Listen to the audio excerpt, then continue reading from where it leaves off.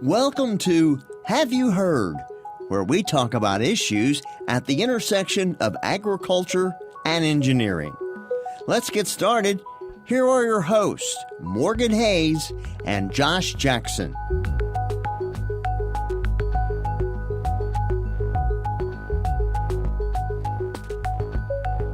Welcome. This is the Have You Heard podcast. This is episode 36. We're going to talk today a little bit about pink eye. I'm Morgan Hayes, assistant professor in Biosystems and Ag Engineering at the University of Kentucky, focusing on livestock facilities. And in my personal life, my husband and I farm in Boyle County, Kentucky. It's about a 500-acre commercial cattle and hay operation. I'm Josh Jackson, assistant professor in Biosystems and Agriculture Engineering as well. And I focus on precision livestock farming. And on my personal life, we're from Mercer County, where we raise registered Angus cattle and focus on hay production. Okay, Josh. So before we get started with pink eye, which is the topic for today, let's just go over what's been happening on the farm in the last week or so. So we got one of our cutters we got put back together, another one we're still working on, and we went ahead and were able to do some hay. And so we also moved all the cows to the home farm to get ready to calf, but we didn't move any away from the home farm. Management. It's just we ran out of time, ran out of people.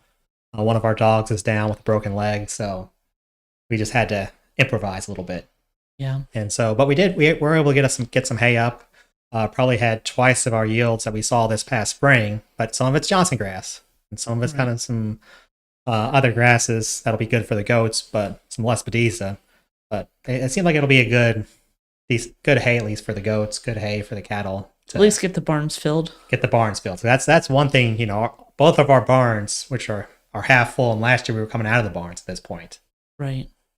So really, got some hay done, still working on repairs, and trying to get ready for next week as State Fair for us. I think it's going on, it started today and with dairy show, and then it'll go on for sheep and goats and cattle next week, beef cattle. Yeah, my husband reminded me that the poultry show was this weekend. Of course, with his work being with poultry, we will not be going because of biosecurity issues. But I think he misses it. So, but bless you for bringing animals to the State Fair, because it's a lot of work to take animals up there. It's a lot of coordination and management. You said, I think last time, that maybe it's as much work to manage the small children going to the fair as it is to manage the animals going. More so the small children, just making sure you keep track of them. The sheep and goats are fine. They stay in their pen pretty well for you guys. For the most part. How about yourself, Morgan? How's your week? Our week was okay. We also have hay down. We have a lot of hay down right now. Hopefully we'll get the rest of it up in the next day and a half, although we have a little over half of it up at this point that we put down. Excellent. And it's been decent. It's probably giving us about the same output that we had on our spring cutting, which is, not exceptional output, but is about what we would expect from a second cutting of hay on this farm. That's what we typically get. Our first cutting was light. Our second cutting is coming in about normal for a second cutting for us. Other than that, we actually took that third cutting off of one of our better fields, just trying to keep everything clean, trying to make sure we don't end up with too many weeds in it. That's our highest quality hay. It will be light, I'm sure, by volume, but it's been light on the first two cuttings as well. But it gives us potentially the opportunity for one more cutting on that field. Yeah, just have to wait and see how the weather goes. Weather dependent. So that's good. We also pulled our bulls out. I don't know if you have bulls in or not, but that was part of the complications. They're still in there. They're still in there. So we pulled out all of our bulls except our heifer bull is still in there. We're selling that bull. If we don't have any bites on the bull, and we have had some inquiries, but if someone doesn't purchase the bull at the end of this week, it will still get pulled out. Right. But rather than putting it in with the other bulls and having to get the bulls up again, they don't really appreciate being worked that many times in a week. We've left it in, and we'll pull him out separately at the end of this week and try and hopefully be selling him when he comes out, rather than having to bring him in with the other bulls and then pull him back out again. So, and you keep an eye on all your cows getting ready to calf, I guess, as well. Yes, we are getting ready. We are on two a day checks now, and we actually had a calf come on the 15th. Oh, wow. It was a heifer giving birth, which typically is a little bit early. And honestly, looking at the calf, it's probably a couple weeks early as well. It's got a little bit, for anyone that doesn't know about cattle, when they're a little young, they tend to be a little bit weaker. and they tend to have softer hooves. Yep. And these ones, the hooves are still a little bit soft on the bottom, but it's up and nursing and doing okay. No real health issues with it. It just looks like it maybe came a week or two early. Okay, well, that's good. You got the first one on the ground at least. That's one on the ground. The heifer did not have any trouble. She cleaned herself, and she actually identified her calf and is keeping it. For anyone who was around for my fall calving, was it fall? No, it was my spring calving. My spring calving. I had a series of heifers giving birth to twins, and they were all confused. All of the heifers were very confused about what was happening in the field. I was confused about what was happening. My husband was also confused. He made wrong assumptions. It was quite a show at our farm for a number of weeks trying to figure out exactly what had happened. But this time the first one came and it was identified by the mother, and the mother's doing her job. So all is good right now. Don't let me jinx myself. The one thing we're going to talk about today, though, is pink eye. And we did actually have one pink eye case in the last week, so on a calf. So let's dive into our topic of the morning, which is, or afternoon, depending on, I guess it's afternoon at this point. Yeah. Let's talk a little bit about pink eye on the farm and how the summer has gone, because for us, honestly, it's not been a terrible pink eye year, although the cases we've had have been kind of interesting. So for us, it's been a little variable. So it had been an issue most of the summer. Then with the past month, like prior to, probably beginning of July, I think it got to be an issue. And so we really try to focus on bush hogging. We really try to focus on getting mineral in front of them, the proper mineral in front of them. And, we still had some issues with some of our calves. And so I kind of expected with some of our fall calves, you kind of expect it to some degree. And because the cows seem to be a little more resilient, it seems like. And so we had some issues with our calves. We got them treated, and it seemed to really blow up within the past month or so, or within the past 2 weeks or so. It blew on us pretty good. And so we were treating with either the cost-effective Draxxin or LA300, depending on which farm they were on. And then we actually had a couple cases with our cows being an issue. And so went ahead and got them up. And you can usually tell when there's an issue because we kind of hold in their head. But they were actually in pastures that had been bush hogged. And so it just could be the fly issue. We put the tags in. So we had tags in the cow. Pasture management as much as possible, we still had issues. Yeah. Yeah, we've actually had a couple cows that broke very early. Not calves, but cows that broke early in our spring calving group. So we tried to be really diligent. As we found one, we would bring them up, treat them, and move them back out, just trying to make sure we didn't spread it into the calves, because and that was the first group we put fly tags into as well, for the same reason. We were just trying to manage it early. I don't know why. They're on pretty well clipped fields. Similarly, they had fly tags in, and there's a number of bacterial strains, I think, that can cause pink eye. Pink eye is sort of a generic terminology, but a lot of mycoplasma, I believe, is one of the predominant ones, at least. Yep, bovine keratocontitis, and so it's maxilla bovis, and some other ones I think are involved. And I think there's a lot of mutations within it too, so like a little bit variable as to what exactly is causing it. But we do have a mycoplasma strain in the vaccines that we give in the spring, so that we hopefully are giving them a little bit of a boost in immunity prior to the season. Okay, and we've done vaccines as well, which should have been long-acting. We've done some. And it just seems like it can still be an issue. Yeah, I think it is. And I will say that the farm this time has some new cattle on the next farm over. The other farm that's adjacent to us has changed hands, which just means we're introducing new cattle with new forms of it, probably in the neighborhood. And that's just the nature of having different animals nearby to your herd, is that sometimes you pick up some different diseases. We do have medicated mineral that we typically wouldn't use on this farm because we have good working facilities and everything else. But we did, after having a couple of breaks on some older cows that we would typically not see pink eye in, we went ahead and put them onto medicated mineral for a few weeks just to try and knock it back. And it did.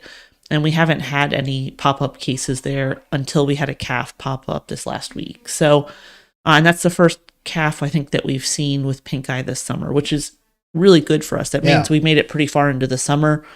That calf got treated.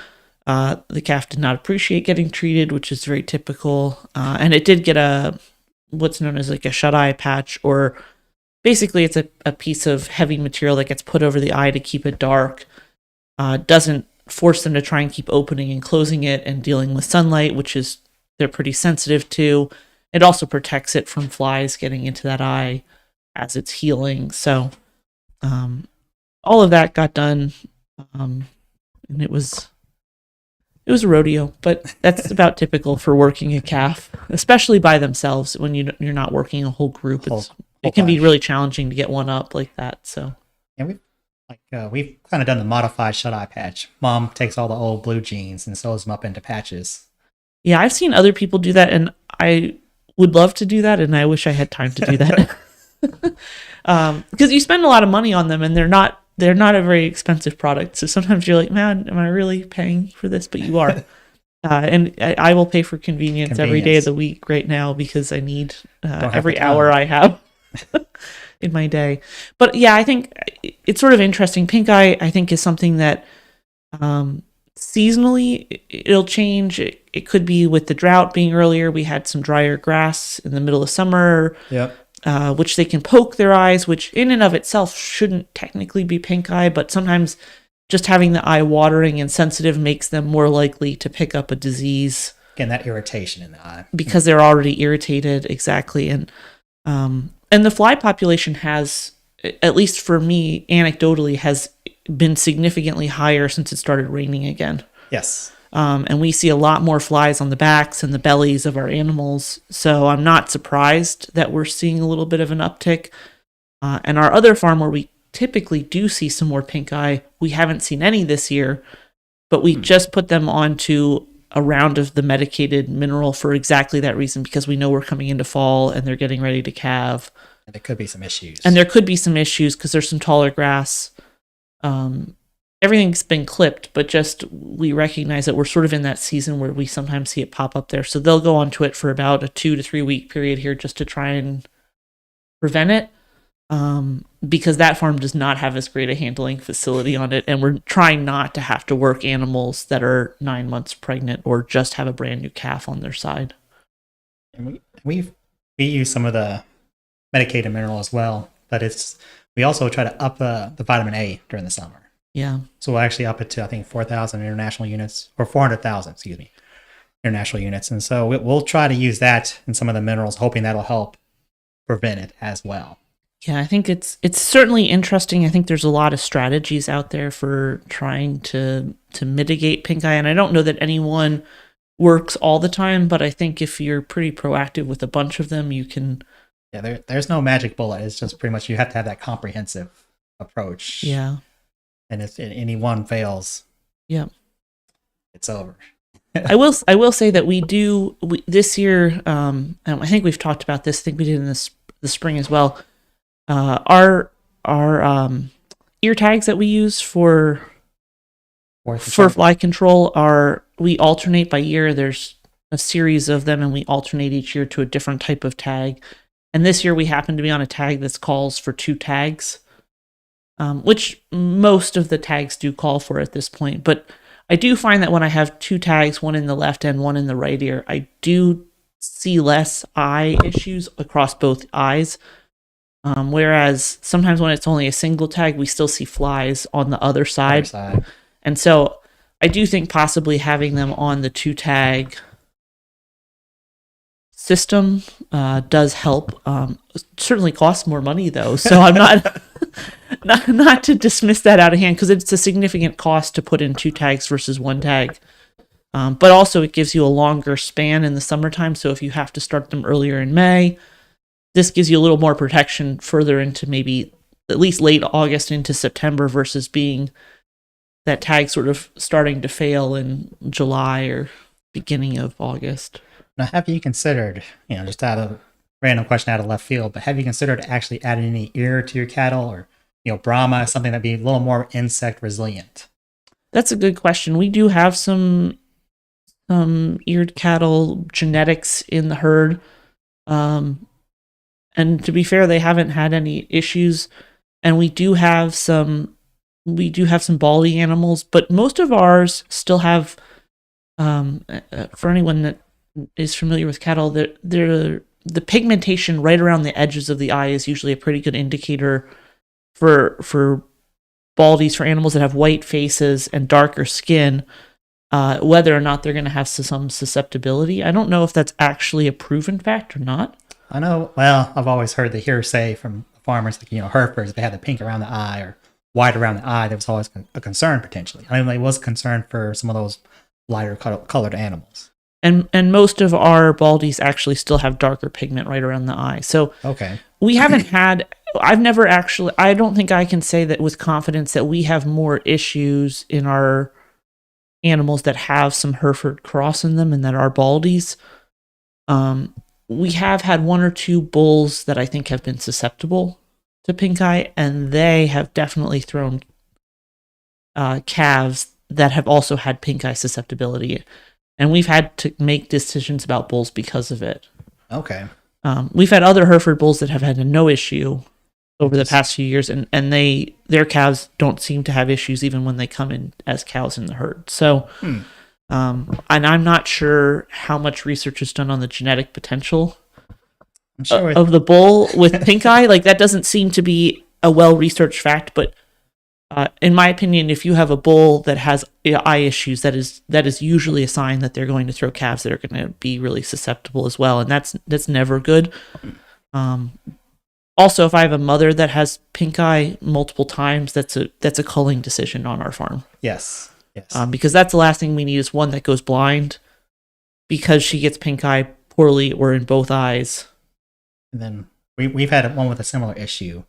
We said to sell her just because she had pink eye as a calf. Okay, she had a pink eye as a calf. Usually they have one eye. They kind of seem to be more resilient. Yeah. Where they develop some immunity, but she had one in the right eye and the left eye. Then it seemed like we went back to the right eye. So we sold her just because there was going to be consistent issues. And this was before she even hit a year old.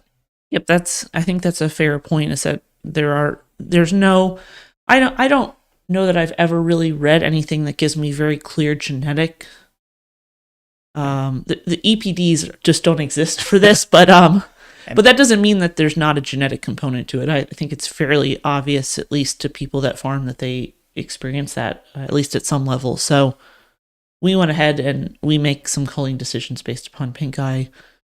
It's sort of under the personality issues that, but it's not that low on our list of concerns. And it can take and losing that sight in that one eye can take a calm animal and make them more excitable. Oh, absolutely. Yeah, we'll absolutely make them more excitable. The other thing is it's expensive. Like you said, if you're just treating with LA, which is a tetracycline product, there's an expense associated with it, but a treatment, 30 cents per hundredweight, essentially, I think. Something in that ballpark, maybe a little bit more now. Maybe, yeah, I guess it was $1-ish. Could be up to $1, Yeah, depending. it could be a little bit higher, but yeah, you've got that, plus you've got it. But by the time you put a tag on an animal and you have to get up and work them, you've got $10 or $15 just in your time and labor to do it. Yes. And then a couple bucks in the patch, and then you have that. I mean, in a year, that adds up fairly quickly. I mean, that could be a pretty significant cost on a cow, and on a calf, it's less significant of a cost. But if you got docked for the eye being white or sort of cloudy when you went to sell them, and that's a 5-cent dock on an animal at least. And if it's really bad, it's certainly a 10-cent dock.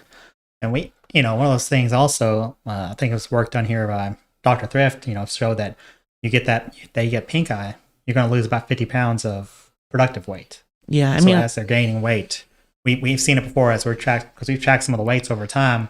Calves that got pink eye, definitely we saw that reduction.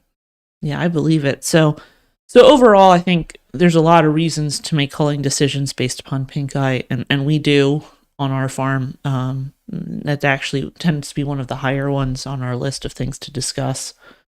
But the cost just to treat it is not insignificant. And then if we have to go to a higher level treatment, which we will typically do on any calf.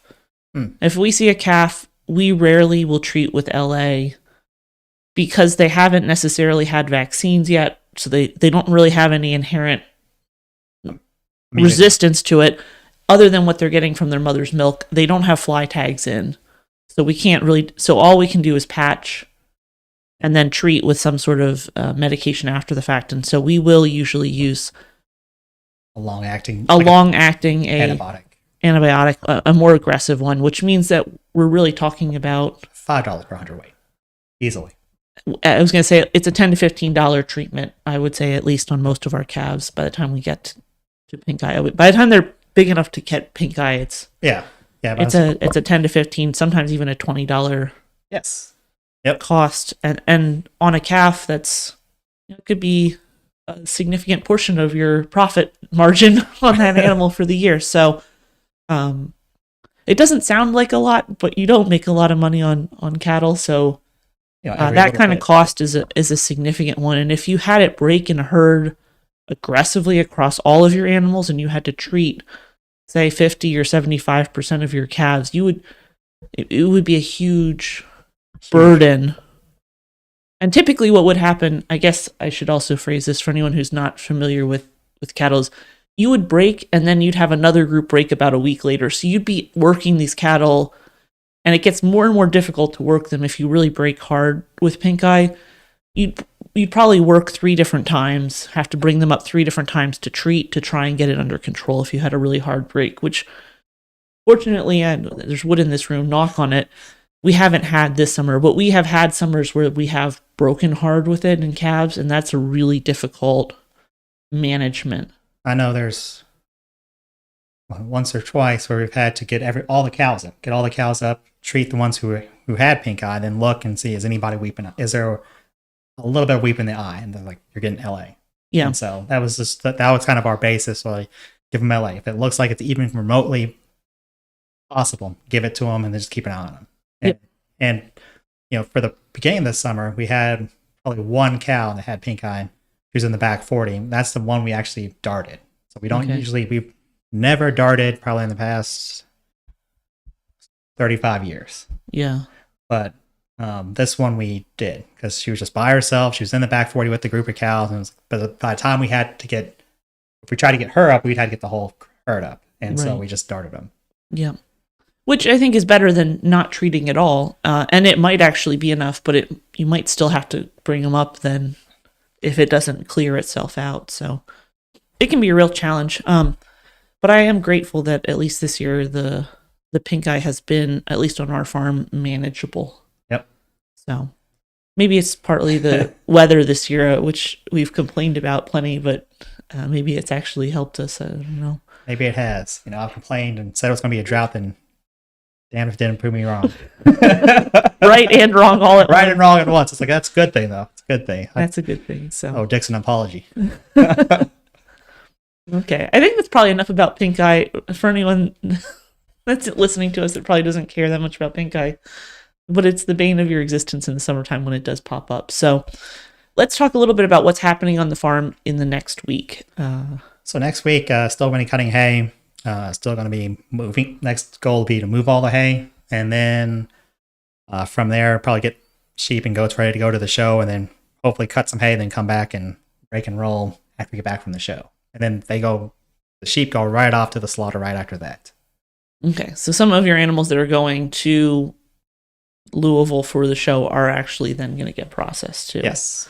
So you got lots going on in the next few days. Oh, yep. Staying busy. And classes start. And classes do start. For those that teach in the fall, it's a bigger burden. For me, that's not so much a burden because I do not have classes until teaching in the spring. So no complaints for me because I don't have to do that. We also are going to finish up with our hay, and we'll be hauling hay in at the end of the week.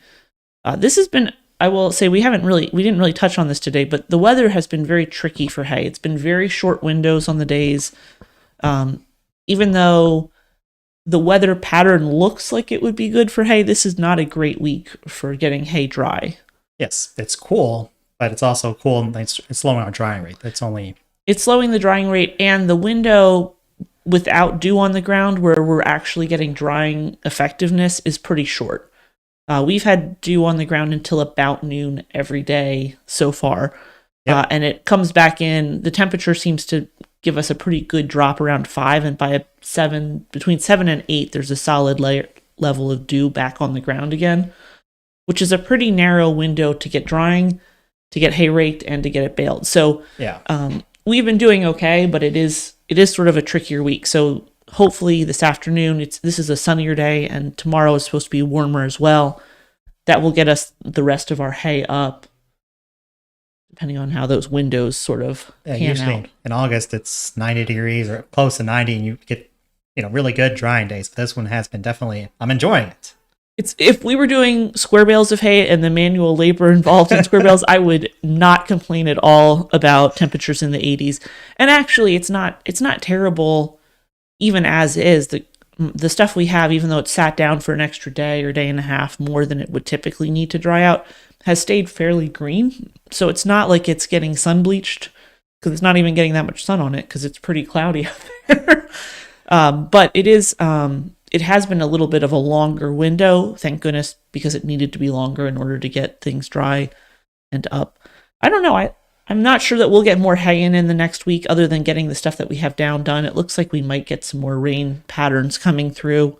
Coming Saturday, maybe Sunday, and we'll have to see how next week goes. Yeah, we'll have to ask Dixon. Yeah. I'm not sure I'm going to believe him, but I can ask him anyway. And that's sort of the plan for right now. That sounds good. So with that, we thank you for joining us today, and we will see you next week. Next week, we're going to talk about stockpiling fescue. All right. Take care, everybody. Thanks. Have You Heard is a production of the University of Kentucky College of Agriculture, Food and Environment, along with the Department of Biosystems and Agricultural Engineering. Discover what's wildly possible at ca.uky.edu.